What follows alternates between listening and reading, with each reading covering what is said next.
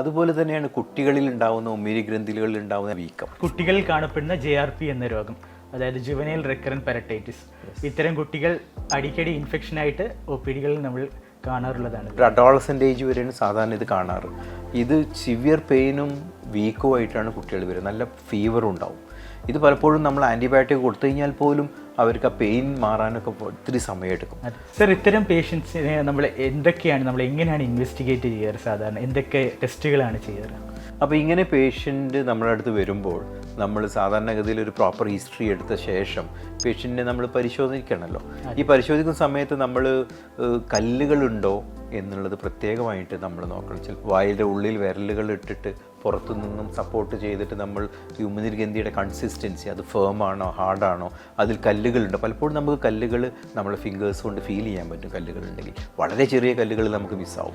അപ്പോൾ നമ്മൾ ഒന്നിൽ കൂടുതൽ കല്ലുകൾ വരെ ഉണ്ടാവാറുണ്ട്. അപ്പോൾ ഇങ്ങനെ നമ്മൾ നോക്കിയ ശേഷം പിന്നെ ഡെഫിനറ്റ്ലി നമുക്ക് ടെസ്റ്റുകൾ ചെയ്യണം. അതിൽ നമ്മൾ സാധാരണ ചെയ്യുന്ന അൾട്രാസൗണ്ട് എക്സാമിനേഷനാണ്. ഇതിൽ നമുക്ക് ഉമിനീർഗ്രന്ഥിയിലുള്ള അവസ്ഥയും അതോടൊപ്പം തന്നെ കല്ലുകളുണ്ടോ എന്ന് അറിയാൻ പറ്റും.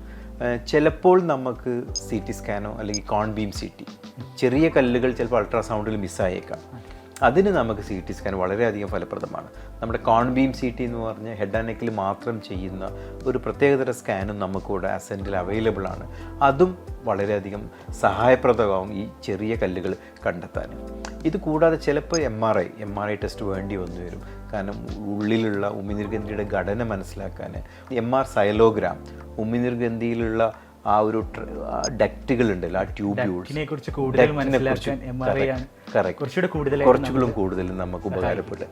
അപ്പോൾ ഇത്തരം ടെസ്റ്റുകളിലൂടെ വല്ല ട്യൂമറോ മുഴയൊക്കെ ഉണ്ടെങ്കിൽ ചിലപ്പോൾ നമുക്ക് ചെറിയൊരു നീഡിൽ ബയോപ്സിയൊക്കെ വേണ്ടി വരും.